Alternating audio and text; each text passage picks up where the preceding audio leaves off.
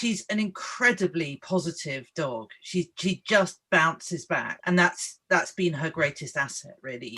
My primary thing for all of our pets is that they're not going to want to do any type of physio unless their pain is under control.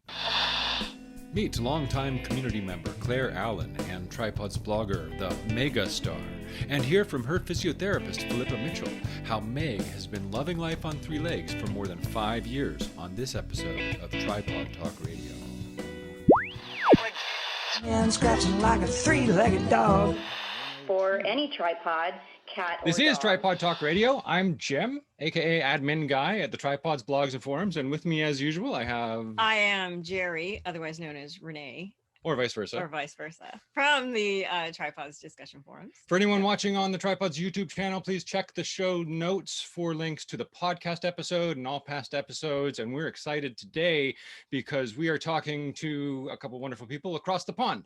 We have with us longtime Tripawds blogger, member supporter, Clare Allen, mom to Meg-A-Star, that's Meg, the tripod, and Phillipa Mitchell, her veterinarian / physiotherapist. So let's get on with the show.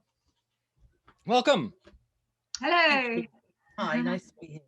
Hey, welcome.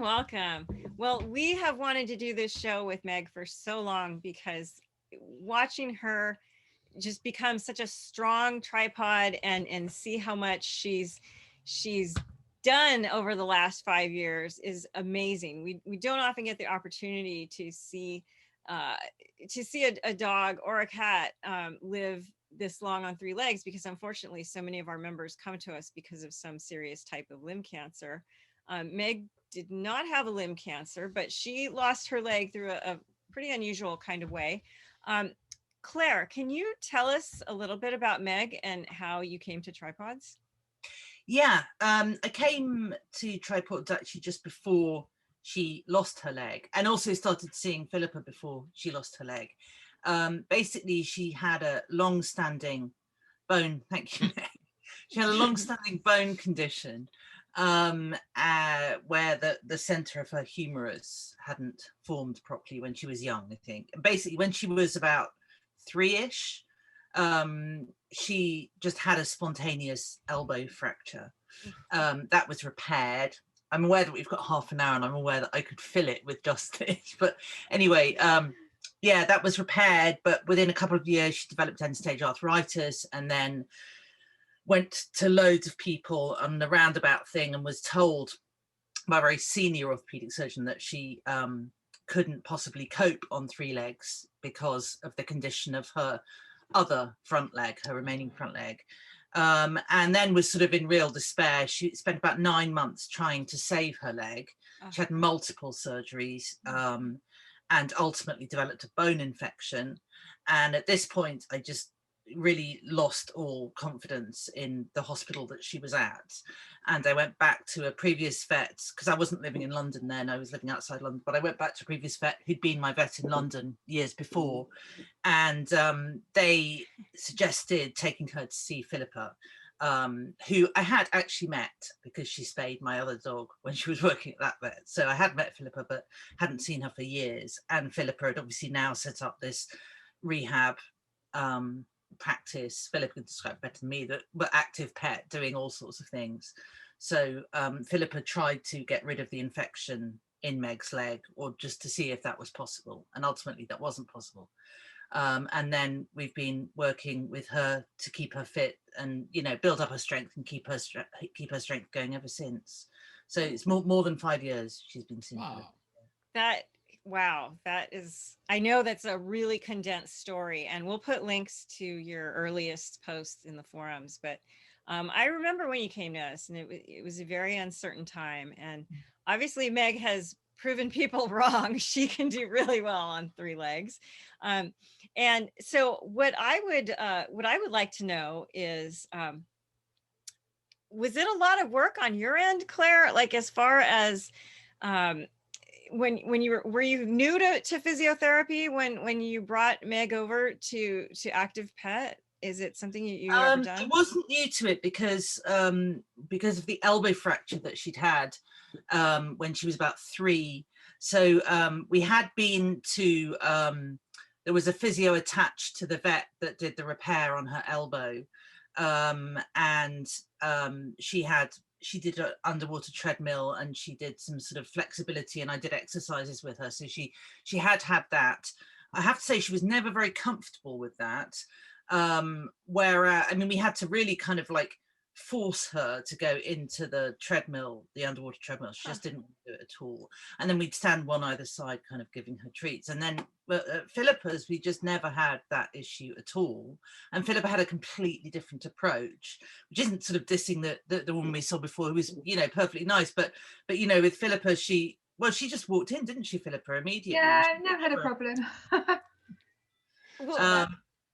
So yeah, Philippa, maybe you could tell us a bit more about Active Pet, the type of treatments you offer, and what you're doing with Meg and why. Okay, so I was a GP vet for about 10 years with an interest in pain management because I have a scoliosis, and got very into acupuncture. When I was a vet student, I had acupuncture for my back. And as soon as I was able to, went and did the acupuncture course for vets, and then got very into using the medication side of things to help with pain, and then realized a little bit down the line, well, this was all very well and good taking away the pain, but we have to get all these pets moving. So then went and did my physio training as well. I had 2 part-time jobs at the time, and one of them unfortunately let me go just after I'd done my physiotherapy training. So I kind of sat down and went, oh goodness, you know, what do I do? My husband helped me write a business plan for the bank, and the bank, scarily enough, gave me a loan to set up. So found a lovely premises. My mum helped me buy an underwater treadmill. And I think that's pretty much generally what I started off with. And then as time has gone on, we've got a laser machine, we've got a radial pressure wave, we've got a land treadmill now, all the sort of, you know, physio equipment, etc. So my primary thing for all of our pets is that they're not going to want to do any type of physio unless their pain is under control. I meet so many, you know, owners, dogs, cats, etc. And, you know, once we get that pain under control, then, you know, it's almost sort of self-perpetuating with the physio side of things, because they feel more comfy, they want to do more exercise, they build more muscle, everything's more supported. And so that always has to be sort of, you know, my primary thing is the pain management side. And so that might be medication, it might be acupuncture, it might be laser, it might be some hands-on physiotherapy, it might be the radial, you know, pressure wave machine. So we kind of take a holistic approach and work out what's going to be best for both owner and dog. So, you know, I appreciate that not everyone has a bottomless pit for finances. So, you know, sometimes, you know, we have to do the medication side, which is often the cheaper option. But if owners don't want to do that, and there is more than one way of doing something, then we can look at the non-medication side of things and go from there. So we get dogs and cats with all variety of different orthopedic and neurological problems. And my favorite are all the oldies, I have to say, or my seniors. So yeah, so that's kind of what we've got at the clinic. So you would come for an assessment. We would assess your pet, how their problem is affecting them mentally as well as physically, because that is such a big part.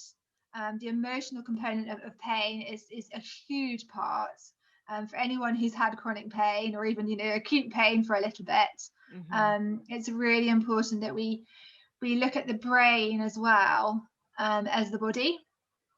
So come in for an assessment, work out how much the problem is affecting them, and then have a sit down and a chat with the owners and work out a plan, basically. And it'll be different for everyone. Of course. Of course. And, you know, I just want to say to folks who are listening, if you're new to physiotherapy, one of the things we really advocate for is when you're looking for a practitioner, if you can work with one who is also a veterinarian, you've got the best of both worlds right there in front of you. Because your vet is going to be able to prescribe medications and will hopefully have a background in pain management like Philippa. And so, you're not having two different people guessing at what's going on with your animal. So Philippa, what did you think when Meg came to you? Do you recall what her condition was like?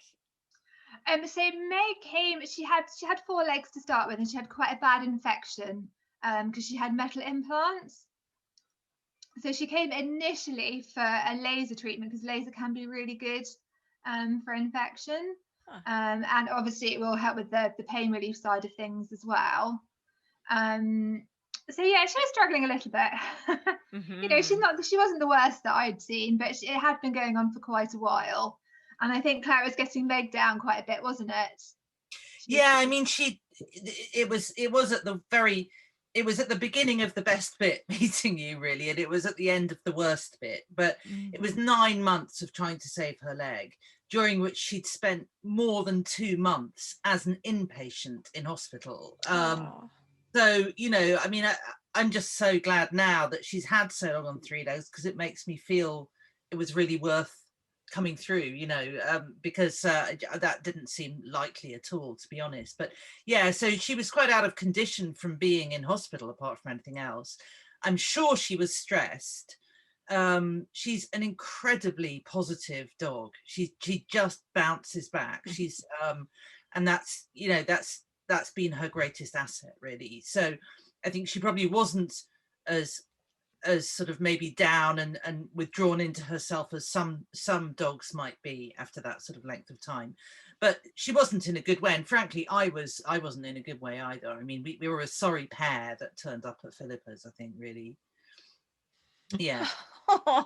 So Philippa, real quick, pain management is such a huge part of this, and you mentioned laser therapy. For anyone new to Tripawds, we're talking about cold laser treatment. Could you just kind of briefly discuss, what type of laser you're talking about, and when you see the cute picture of the dog with the goggles, that we're not getting out a laser beam and burning them? Yeah, no. So there's, for all of those people out there who go, oh my goodness, I need to have a class 4 laser. You don't need to have a class 4 laser. It just takes a little bit longer. So we've got a class 3B laser. Just for the fact that if I had a class 4 laser, I'd probably have to charge the clients a heck of a lot more money because they're about 5 times more expensive. Wow. And ours does just the same job. So it's basically, a lot of people mistake it for an ultrasound machine. So it's a little sort of handheld machine with a probe on the end. And we just put it over the area, and it shines light at a certain wavelength that we can't see, hence the goggles and the glasses. And it basically, if you remember your biology, we all have mitochondria in our cells, and they have pigments in them. And the laser beam stimulates those pigments, and it has a whole host of different things that it does to the cell. What we tend to use it mostly for is for the anti-inflammatory properties. And also it does reduce the nerve pain transmission to the brain and back. And obviously for our dogs who've had surgery, it will help stimulate healing as well at the surgical site. So the dogs pretty much tend to love it, and so do the cats as well. Some of them feel amazing straight afterwards, and will try and jump in the car and haven't done that for ages. Others of them might be a little bit stiff that day or for a couple of days after, and then will start improving. With our laser, the protocol for most of ours is because they have had, ongoing things, or they've had a surgery. We will see them quite frequently for the first few weeks. So we tend to do 3 sessions in the first 7 days, 2 sessions a week for 2 weeks, then 1 session a week for 2 weeks, and then just gradually spread it out according to what they need. If they've had a surgery that we expect it's going to heal and not cause any problems later, then we can probably stop the laser. For the majority of our patients, who have got, 3 legs and have got postural changes or other things going on and arthritis, we will probably see them on a regular basis, at least once every 6 weeks, so that the effects don't wear off. Thank you for explaining that. Yeah, thank you. So when you first saw Meg, she had the 4 legs and she had the laser treatment. And then at what point both of you realized that she was not going to be able to keep the bad leg, and what went through your minds? And then how did you approach her therapy as a tripod? Well, it was, I mean, by the time we came to Philippa, it was sort of when I got back to this vet in London and he'd referred me to Philippa, it really was then absolutely last chance saloon for her leg, you know. And one of the things that I would wish and that I would suggest other people do would be, I mean, I didn't even know that people like Philippa existed. I didn't really know about rehab vets or anything like that. To have involved Philippa at a much earlier stage, and then to have been able to explore the options, she might not even have lost the leg, you know. I mean, obviously once an elbow's gone, because she had an elbow replacement and then all of that went wrong, there aren't any options left at that point. So so that's sort of one thing that I would say. But so it was just after Christmas, just after January, wasn't it? I think January 5 years ago. Yeah. And she was sort of on this plan. She was going to a holistic vet in Bath, and she was going to sort of all these things, sort of trying to get all the different, sort of throw everything at this infection, which they had already, you know, she'd been in hospital, they'd been trying to get rid of it. That's where she got it and where she tried to get rid of it. So, you know, it really wasn't as if we thought that it would be able to be overcome, to be honest. It was really, why not just give it a final try? So then they did some more at her general practice vet. They did some more x-rays to see whether the bone was, because the thing was the infection was in the bone around and in the implant and stored in the implant, and it was causing the bone to start retracting from the implant. And so it was obviously going to have to come off, unless that could be reversed. So when they did an x-ray, they discovered that it was still retracting, you know, and really that was it. And I just remember I was at work, and the vet phoned me and just said, you know, no, it's, you know, that's it. And we booked you in for next week. And it was like, and next week was, I mean, we went to another hospital to have it done. But I remember then I spoke to Philippa. And obviously, so I think, I don't know how much you remember about it, Philippa, because obviously you're my one rehab vet, but I'm one of hundreds of clients. But yeah, I mean, I'm not an orthopedic surgeon, so I always have to, you know, I stay within my boundaries. So the orthopedic surgeons generally don't try to interfere with what I do, and I don't have the knowledge to interfere with what they do. So I would always, you know, go with, you know, how they think, you know, things are looking. And I think, you know, the concern is that, you know, there wasn't a lot of bone left around those metal implants which were holding Meg's elbow together. And if we didn't do something, then the chances were it was going to fracture. And then, you know, Meg would be in quite a lot of discomfort if that happened. And it would be sort of, you know, more of an emergency procedure than it would be making the decision for her leg to be removed. Okay, so the amputation happens, and of course, Meg, you're probably thinking, okay, when can Meg go to rehab, right? I was, yes. And the thing is, I mean, Philippa's quite, well, I don't know, she just doesn't stress about things like I do, basically, which is brilliant. But like, so we came literally that you said, see how she is. And then I remember she stayed in hospital a couple of extra days, because despite having been virtually three-legged for ages, she just flatly refused to get up. And I was really worried. And then in fact, she's been the most unbelievably mobile tripod. So, you know, but she took a bit of time. Anyway, then she came home on the Saturday, and then we came to see you the following week. Yeah, I mean, in an ideal world, I would see all my patients before they had surgery. Yeah. So we do some prehab with them. I mean, obviously with Meg, I was seeing her before her amputation. So really, I mean, she could start having laser as soon as she was well enough to come and visit. So for most of my patients, I normally try, if I've seen them before they've had their surgery, I'll set them up with some exercises to do. And we might go for a little walk through the underwater treadmill if we're thinking that hydrotherapy might be something that we would do just to get them used to it. They'd have their surgery, whatever that might be. And we'd ideally like to see them about sort of 3 days after because I think, you know, for most cases that's fairly safe for getting them in and out of the car and things like that. And then we can be looking at the wound and making sure, you know, everything's healing. We can start doing some laser on it, getting our owners to do exercises and things to help them. So yeah, I mean, before they have the surgery is ideal. But if not, it's pretty much as soon as we can get to see them, really. Yeah. A lot of people do ask us when should my dog or my cat go see a therapist, and I've heard that term prehab before, but I'm glad you mentioned it here because it's not something that we've talked about before. But so you're saying that if we get lined up with a therapist before amputation, you know, sometime before surgery, that you can acclimate the animal to whatever types of treatments you might possibly be doing. Yeah, absolutely. Yeah. Oh, that's great. We're definitely going to mention that. So maybe we could talk about the type of exercises you prescribed for Meg. And it sounds like she's not a huge fan of the underwater treadmill. So aside from laser, no, she was fine with me. She has no trouble whatsoever. Oh, good. What do you think that is?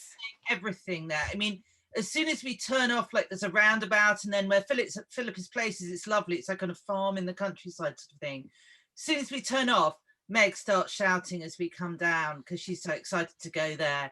She like goes, because with the pandemic, I'm staying outside at the moment, and she goes in, and I can hear her shouting for chicken from inside. And no, she really, it's a great thing is that she's so it's obviously a treat for her, and she really enjoys Wonderful. it. I like. So I guess it's all about the atmosphere and the therapist and just finding the right place to take your tripod, because yeah, I mean, I'm quite lucky. I do quite a lot of behavior training. I've got a horse, and so I do a lot of clicker training with my horse. So it gets you it's been such a bonus with the physio side of things, although actually I hadn't started the clicker training with Meg, but I've always just done a lot of positive reinforcement, and actually I'm not going to push any of the animals past what they're mentally capable of. And certainly we're not going to push them through the pain limits, because I flatly refuse to treat anyone who isn't comfortable. I can give you every single exercise under the sun, but if your pet is painful, they are not going to do them, or they're going to do them incorrectly. So what is the point?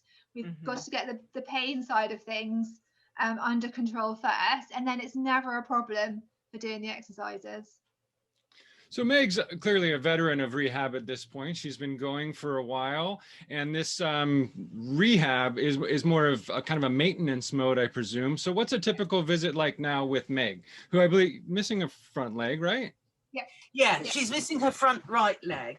And yes, there were sort of two stages to it. That was my understanding anyway, which was the one was bringing her up to strength after the amputation, and also having someone I could ring when she suddenly started falling over and suddenly like things like that, which was absolutely brilliant. So one thing was building her up, and also just teaching me the exercises to do with her, and then wondering.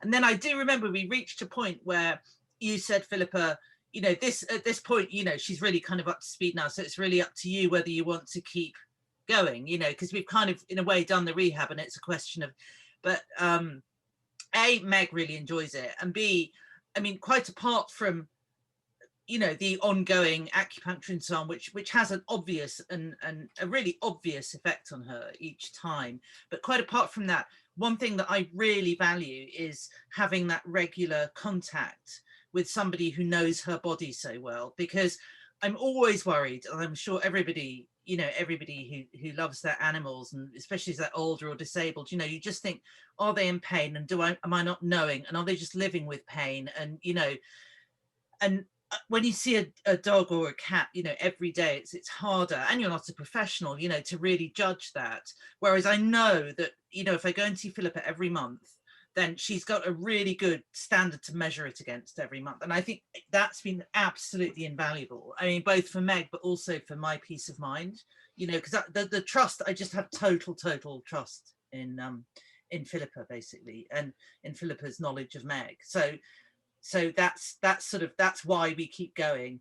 But also, you know, Meg's got a long back, and so she gets kind of knotting in her spine from moving that leg across. So there's acupuncture and laser, and well, you can say what you do more, Philippa, with her So I mean, obviously with our tripods, and I'd say to everyone, go and try this yourself at home, is go and lift, so get on all fours and lift one arm or one leg up, and then see what that does to your body, and then try and do that every day. So, you know, one side is going to be longer, you're going to move in a completely different way, and you're going to have postural compensations. So, you know, phase one with our tripods is get them comfortable, get them up and running, get them strengthened. And phase two is maintenance. So they have changed, their body has changed, it's not working as it was designed to do. So we need to make sure that they stay, you know, comfortable, and everything, you know, isn't getting tight, it isn't getting sore. Meg has got arthritis in her other joints now, so all of her remaining 3 legs do have some arthritic areas, and of course, you know, her muscles compensate for that change in movement as well. So when she comes to see me, it's really important that I ask Claire how she's been since her last visit. How has she been feeling mentally? Has she still been wanting to do her exercises? Has she still been keen for her walks? Has she been keen to interact? And then anything that Claire's noticed, you know, has she been tripping more, falling over, anything like that? And then I'll do a top to toe. So it doesn't matter whether I'm just seeing them for one foot, the whole body gets checked. And obviously, you know, it is easier because I know Meg's body. So, you know, I know what is her normal little niggles for her, and I know what has changed and what hasn't changed. And so, yeah, I'll have her in, reassess her, and then we'll treat her as needed. And so for Meg, that normally is some laser over her arthritic joints and a couple of little niggly muscles in her back, and then some acupuncture for her joints and her general pain relief throughout. And Claire does her homework as well. So Meg has a home exercise program. So good. Nice. This has been a wonderful testimony for the benefits of long-term rehab therapy and the importance of rehabilitation right after surgery, and even prehab, getting to know these exercises before, during, and after, and for the long term. So thank you. I think a lot of pet parents think when we recommend rehabilitation physiotherapy to members, they think, well, my dog doesn't have a problem. My cat's getting around fine, but they might be now, but it's so good, as Claire mentioned, you know, just to have a contact, somebody who knows your animal, who can be there when something does go wrong, because I hate to say it, but a tripod will eventually have that arthritis. They will do something that was caused by them not having that extra limb. So apparently, so now Meg's arthritis caught up with her about a year ago. Claire, is that right? Well, I mean, she had arthritis prior to amputation, or she has elbow dysplasia in her remaining elbow. So she had some arthritis, but obviously it's got worse, and it's a question of sort of, you know, adapting and managing, and, you know, both in the pain control, adapting her exercise. One other thing that Philippa hasn't mentioned, which amazes me, is that every single time we go there, she puts Meg on the scales, and it's like so there's no way that weight can kind of sneak up or whatever, because it's constantly checked, which is really useful as well, you know, compared to just seeing a general vet every 6 months or whatever, and going on the scales then when it's too late. So sorry, what were you asking? I've kind of lost. Well, it was leading to was when her arthritis got to the point where you said, okay, we need to do something extra about this. You came to the discussion forums and you mentioned the ketamine injections that Meg is getting. So can we hear more about that? Because that is super interesting, really exciting option that you're the only person I've heard mention over here across the pond. Okay. This is not my innovation, unfortunately. So I'm very lucky in that I'm part of a group of Western acupuncturists, and it's a mainly UK group, but we do have international members, and we're quite lucky that we have quite a few very high up anaesthetists on there. So obviously they're dealing with your general anaesthetic type of things, but they're also dealing with the pain management, analgesia side of things as well. And there's a few who are absolutely awesome and very giving of their time to us lowly mere mortals, because everything takes that little bit longer to filter down if you're not in referral practice. And so a few of these anaesthetists have been doing weekly low dose ketamine injections. So you do once a week for 4 weeks, and then keep it topped up with once a month, and it's a micro dose. But they've been having fantastic results, and they've been saying, guys, if you've got any patients who you do think that there is what we call secondary pain and wind up, and where the body has got sort of oversensitized to the pain that's been going on, whether it's from the arthritis or the postural changes, etc. And saying, this has been working fantastically. And so I was like, well, I haven't tried it, so I'm always upfront with my owners and say, look, there've been some fantastic results. I haven't tried it with anyone. There really aren't any side effects whatsoever. It's not an expensive medication in the UK. I have no idea what it is like anywhere else. But I want to be upfront with you, and I'm trying to keep up with everything that's going on in the pain side of the world. Would you like to try it? Because I think actually Meg fits that category, that she would be one of those people who would benefit. And I think part of the problem that had happened was the Royal College of Veterinary Surgeons had said that we were only allowed to see patients as emergencies over our first period of lockdown in the UK. And so obviously Meg hadn't come in for her regular treatment. So the acupuncture and the laser will help keep everything under control. It really showed the benefit having those months when she couldn't have it. Wow. It really, it was amazing how the decline went, even though I was doing everything I could.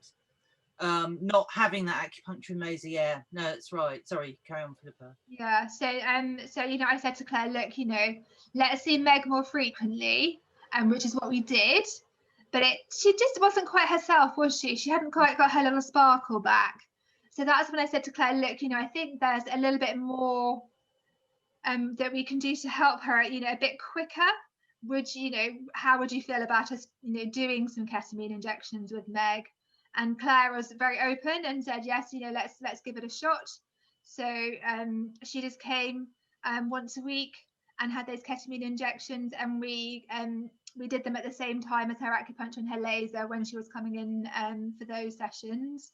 And then she just has her ketamine top up when she comes in for her treatments to see me.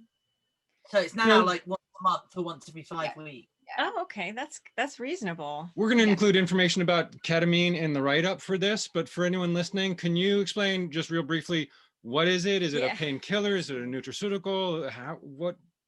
So ketamine's a medication, and it can be quite a potent medication. So you can use it at higher doses, and it will actually induce anesthesia, so general anesthesia. You might also have it, say, if you had dislocated your shoulder, and they might combine it with something like midazolam or diazepine, and pop your shoulder in. So it's what we call a dissociative anesthetic. Very good. So you kind of know what's going on, but you don't kind of care what's going on, kind of thing. You're kind of away from your body. Got But it. it Actually, Meg's always been like that. Huh? Meg's always been like that, really.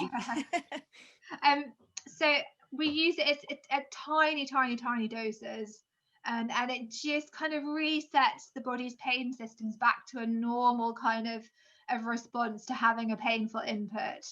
Because what happens when you have something ongoing is your body and your brain get much better at sending a pain signal around, and so even just a light touch can actually become painful. So all those cat owners out there, if you're stroking your cat's back and your cat never used to find that painful, your cat has probably got some central sensitization, because cats seem to get this much more than dogs do.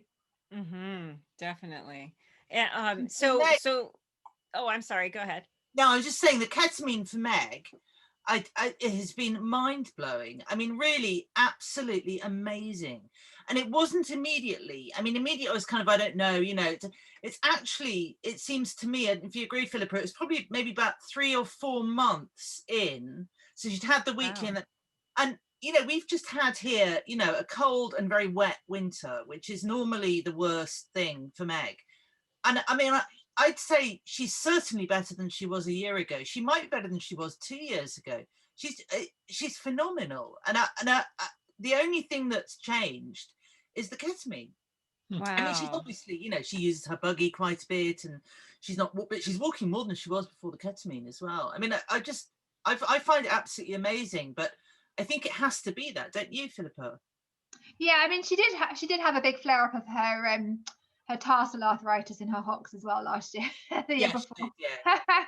So it might have been quite a big input from that as we were trying to get that under control as well. So, but yeah, I mean, who knows? And you know, it's certainly because you know the side effects are very low and the cost is you know horrific. It is something that I am offering to more of our patients. Just you know as a you know, hey, let's you know try it, because I think the difficulty with our cats and dogs is we're not very good at picking up that they are in pain, and you know when it's been going on for a long time, they'll just put up with it until they literally cannot get up for that day. If they trod on a thorn or a nail or something like that, you'd know about it. When it's happening every day, like you know you or I with our slightly sore backs, we don't go in and you know complain at work about it. Whereas you know if we stubbed our toe or something like that or broken our leg, we'd be moaning the whole time. You know, so I think I've always been one of those kind of people who I'd rather give too much pain relief as long as there's not side effects than not enough, and just see the pet's response and then wean them off and see, because I definitely think that we don't give enough pain relief to our pets. Oh, we couldn't agree more with that based on what we see with members. And it's all the more reason to have a trained set of eyes looking at your dog or cat regularly to identify those symptoms that we often overlook. And it's a good time to remind people that the Maggie Moo Fund for Tripawd Rehab is available around the world. And this will reimburse anyone with a 3-legged animal who goes and sees a credentialed professional for that first evaluation. So we can't stress it enough. That's how much it means to us. So unfortunately, we need to wrap it up. But first, Claire, I would love for you to let us know what Meg would say right now if she was awake and in front of the camera, and what she would tell tripod parents about the benefits of physio. That she gets lots of free chicken when she. Yeah, so there is a lot of bribery that goes on at the clinic. Yeah. Now I think Philippa's one of the things I really like as well, you know, working with Philippa is obviously it is over an extended period of time. It's very different from going to someone just for an immediate acute problem, or you know, and so Meg's changed over that time, and my relationship with Meg's changed, and our relationship with Philippa's changed. You know, it's an ongoing thing, and I've seen her adapt. And you know, the amount now that she uses the buggy, I would never have thought. And I remember saying to Philippa, when Philippa said to me, "Oh, you know, gosh," but I always think that Meg's just about, you know, at the end of everything. And Philippa says, "Well, I have people that bring dogs here and they carry them in, you know, because they can't walk." I'm like, "Oh no, but Meg can possibly do it," you know. And actually, Meg is completely adapted to going around in a buggy a lot of the time. She absolutely loves it. And I would never, she was a complete wild child. I would never in a million years have thought that she would, you know. So I mean, just the ways in which her life now is every bit as rich as it ever has been. Maybe even richer than it ever has been, because there's so, you know, we just do so much together.